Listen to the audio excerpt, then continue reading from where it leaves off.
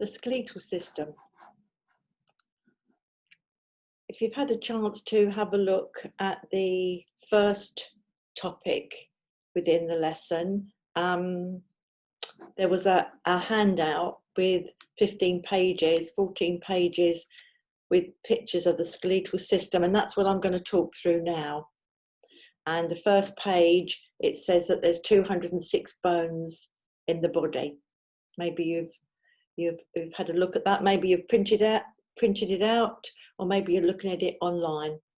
And so I'm just going to talk about what you can see now. So there we have the skeletal system, 206 bones, and they're all various thicknesses. The thickest one is your thigh bone. That's called the femur. And the smallest bones, do you know the smallest bones in your body? Well, you've got bones in your ear.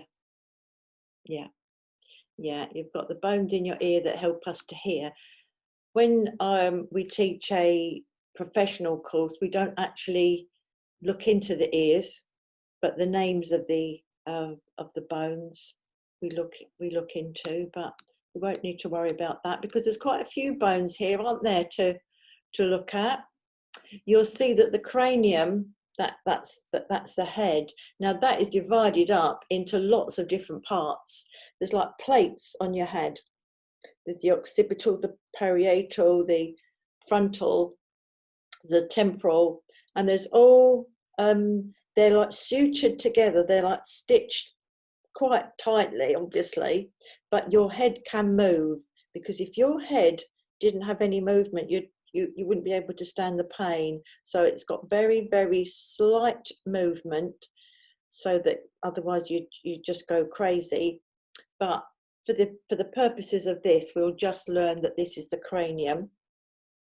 Now, all the bones of your face, when you do a professional course, you have to learn all the bones. Around here, there's the occipital bones here. There's the zygomatic bones here on your cheek. And this one here is your mandible. That's your jawbone. And so if you go, where your ear is there, if you go an inch or 5 centimeters in front and press in and go like that, that's the hinge separating. You know, when you've seen the skeleton and it's coming down, that is the mandible, and that's the maxilla at the top. So lots of bones. You know, this one here, that's your collarbone, and the name for that is the clavicle. And this one, the scapula, that's actually pointing through the body round to the back. That's your shoulder here. They're quite small, actually, the shoulder bones. You may have seen it if you've had a shoulder of lamb, that triangular sort of shape. The sternum, that's in the front there, and that's the one that if they're doing hard CPR on someone, it can crack, but it'd be better to crack than for them to die. So they just do it really, really hard. And this cage here, the ribs, they're protecting the heart and the lungs, and they've got a real important job to do, the protection. And you can see through the back there the vertebrae. So the vertebrae goes right up into your skull, and there's 2 little vertebrae at the top called atlas and axis that enable your head to turn. That's a pivot. And then they get bigger and bigger as they go down, and they're called, they've got the names like the cervical here at the top, and then there's the thoracic one that goes in your thoracic cavity. This is the cavity around your chest, and it goes down to the lumbar spine, and then it goes into the sacrum at the bottom there. So the whole of the vertebral column is helping to keep us upright and twist and turn, and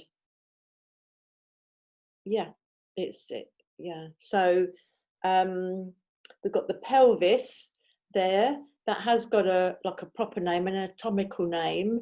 That's the ilium. And then, so I'm looking at the hips now, the pelvis, And let's see underneath, we've got the coccyx right at the bottom there. That's right at the very bottom of your spine. And that, if you fall down the stairs and hurt your coccyx, you really would know about it. The sacrum, that's at the bottom of the spine there. Yeah. Then over on the left-hand side, we have the humerus at the top of your arm. That's why that's called the funny bone. It's not very funny, is it, if you hurt it? And then we've got the ulnar and the radius, and the ulnar goes at the side of your little finger and the radius goes on the other side, and that actually twists. It's amazing engineering. It twists, because you see it's in two pieces there, and it's twisted on the other side. Can you see that? The other hand, the left hand, the hand that's on your right as you're looking, is actually twisted, so you can see the ulnus. And because when you see a skeleton standing there, they've always got their palms like this with that, because that is where it's untwisted at the bottom. So the thumbs would always be on the outside. But they can't show it the other way, because then these bones would be twisted. All the things that go on that we don't think about. So at the bottom here, we've got the carpals, and these are our wrist bones here. They've each got individual names, but we don't need to know the individual names for an introductory. And then we've got the large bones here, the metacarpals, and that goes down to the fingers, which are also called phalanges. So that's the carpals, and then the metacarpals, and then the phalanges. So your wrist, your hand, and your fingers. And it's this section here that is quite narrow, isn't it? And you have a band around it to keep it in place with the muscles. And it's through there that the median nerve goes through this. And of course, if it gets inflamed through overuse, you get carpal tunnel syndrome. So the tunnel is here with this band, this reticulum it's called, keeping it all together. And if it gets inflamed, the nerve, then through overuse, it's very, very painful. Then we go down to the bone, the largest bone, the femur, your thigh. I couldn't remember the name of the thigh then. There's the femur, that's the thigh bone, the largest bone in the body, the heaviest bone. And then we've got the patella, and that's what we call the knee in anatomical terms. And the patella is sort of like is attached but not attached, because it can't be fixed. It's absolutely has to be able to move. And then we've got the tibia and the fibula. So we have got two bones in our lower leg, not just one. And the tibia is the really thick one, and the fibula is the small one. And I remember that by thinking it's a small fib. So that's how I remember which is the large one and which is the small one. And then instead of the carpals, we've got carpals for the wrist, and down here around our ankles, we've got tarsals. They've all got different names and they all do different jobs, but we just need to know that they're tarsals. And then it goes into the long bones on the foot, which is the metatarsals that David Beckham broke probably about 10 years ago now. So that made that famous, broke his metatarsal. And then the phalanges are your toes. So your fingers and toes have got the same name. Yeah, I know. Funny, isn't it? So then we're going to go to the next page, and we're looking at the types of joints. And we've got, at the top of the neck, we've got these two bones that I mentioned earlier, the atlas and the axis, and that's the pivot joint. It's the only one that's a pivot joint to enable you to go like this, otherwise you wouldn't be able to move your head. Then we've got the hinge joint for the elbow and knee. So that's an easy one to remember, isn't it? Because that's like a hinge. And then we've got the ball and socket joint, which enables us to do this for our hip and shoulder, because we don't need that for the hinge joint. It's got much more mobility on our shoulder, all the things that we can do with our shoulders. And then we've got gliding joints, which are joints between the carpals here and the tarsals, because they've got to glide over one another. And it's just like engineering. They have to have lubrication, and they have to have tissue there to stop them from just sticking to each other. Because if there is a problem and you don't get the lubrication and you don't get that protection, then you end up with arthritis. And arthritis comes with injury, it comes with old age, it can come with overweight, because if you're very overweight, you can imagine your poor knees would really be taking a big strain. So this is one of my favourites, the synovial joint, because I was so fascinated to read this. And imagine that two bones, when they're joined together, they can't just have like a ligaments join bones to bone, right? Well, they can't just have like pieces of string or elastic, they'd be going like this. So they have to be enclosed in a capsule, a joint capsule. So you've got the ligament on the outside, and then you've got this capsule that's got inside it this synovial fluid, and the synovial fluid is what gives its name synovial joint. And at the ends of the joints, do you see you've got this cartilage? Yeah. Well, that cartilage is protecting one bone from another bone so that it doesn't wear.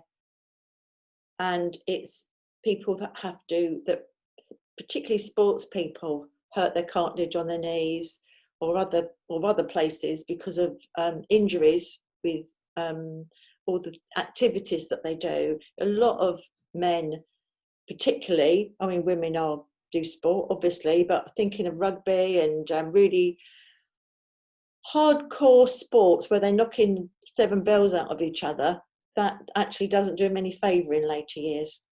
So, or people that have done a lot of windsurfing and things like that, and skateboarding, they pay for it later on, unfortunately, because their joints can't take that continual pressure. You see, the bone's got plenty of aerations in it. They're not just solid.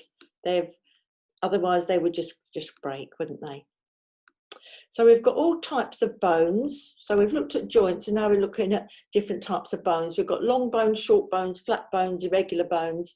And the long bones, well, I mentioned the femur, and that's obviously a long bone.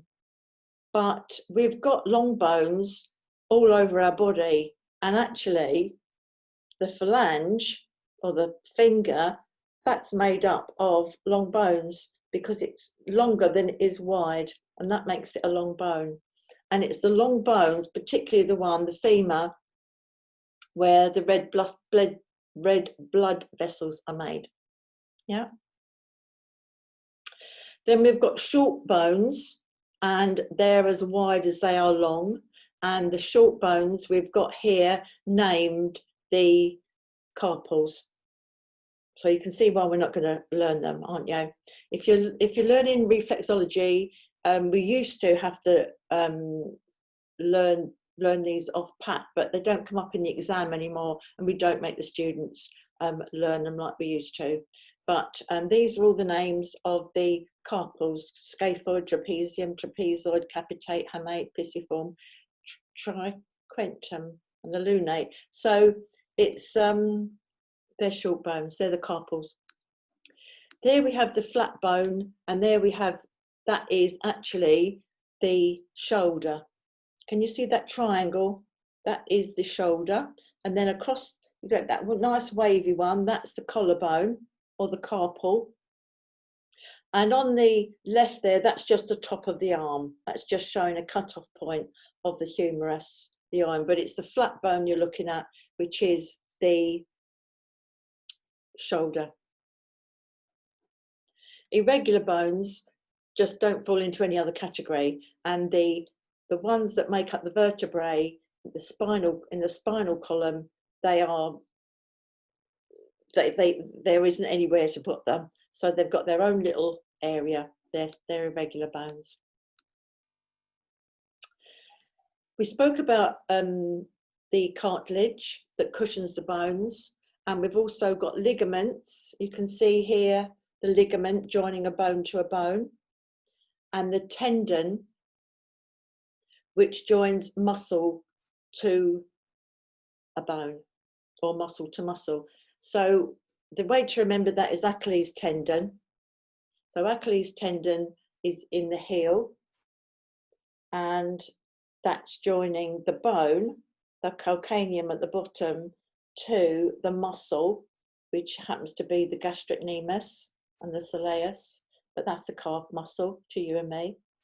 So that's a tendon, and the ligaments join bone to bone. So you can sprain your ankle, can't you, and damage your ligament, and you are in trouble. It's almost as bad as a break, because if your bones aren't being held in place, you can't actually walk.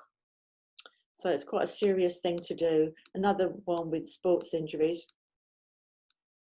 I thought I'd put in a few fractures. These are by no means all the fractures. There's so many. There's a compound or open fracture, where you see in this next page where it's coming outside the body.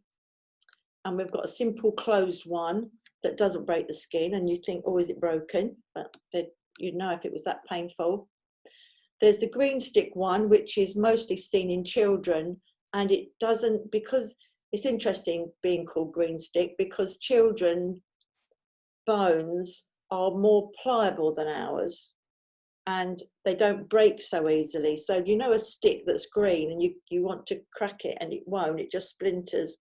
Well, that's like a child's arm. It doesn't break so easily, fortunately, because they're always falling over. There's comminuted, which is broken into more than two pieces, which is pretty horrible. And there's a complicated one, which means that it's damaging the surrounding organs and tissues. So be careful.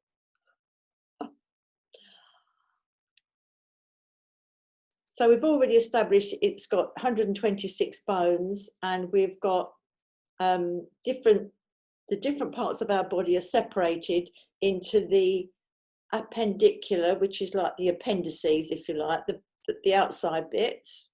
And then we've got the axial system, that's the cranium and the spinal column and the ribs. Now, there's many conditions of the skeletal system, but I think these two are worth mentioning. We've got osteoporosis, where the bones become fragile, and they're usually associated with older people, and regular exercises, it says there, helps, and the bones break very easily. So if anybody is a therapist, they have to be very careful with someone with osteoporosis. You could easily break a rib if you went too hard on someone when you were massaging them, for instance. So an osteoarthritis is very different. This is where the joint is wearing away. There are conditions where people have got like a disorder for arthritis. But when you're training as a therapist, for instance, we keep to the wear and tear explanation of it. And there's the cartilage, it's been worn away, and then the bone on top of bone, it starts grating on each other. So you can imagine it's going to be painful. The skeleton works well with all the other systems of the body, because without the skeleton, we wouldn't be able to move. It's one of its functions is movement. One of its other functions is it works along with the skin, which absorbs vitamin D, and to make sure that we can use the calcium that's in our body, right? If we take up in enough calcium in our diet, whichever way we take it in and think, oh, we're being really healthy. If we don't take in enough vitamin D, we might just as well not bother, because vitamin D is needed for your body to assimilate and use any calcium. Now, what's interesting with the skeletal system, the bones, the calcium is a salt, and it's got all different other salts in there, but they don't stay in there. They can come in and out. If your body has too much acidity, for whatever reason, you've eaten food that has got a lot of, I'm not talking about oranges, they're not the acidic, it's a lot of red meat. It's have a look, there is acid causing foods. And if your body needs to keep your blood stable, it can't be too acid, so it has to get alkaline from somewhere. But your body can't force you to take in alkaline. But what it can do is help you by taking alkaline from another part of the body and putting it into the blood. And what it will do is take it out of the bones to put it into your blood so that you don't just keel over and die. But what that does then is weakens your bones. And so vitamin D is really, really important to make use of the calcium, and that we eat a balanced diet so that our body isn't trying to continually taking things from different places so that we aren't ill. The skeleton stores calcium for muscle contraction. We need it for the muscles, we need it for the nerves, we need it for blood clot formation.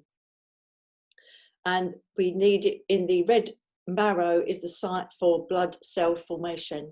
And so new blood cells are being made in the long bones.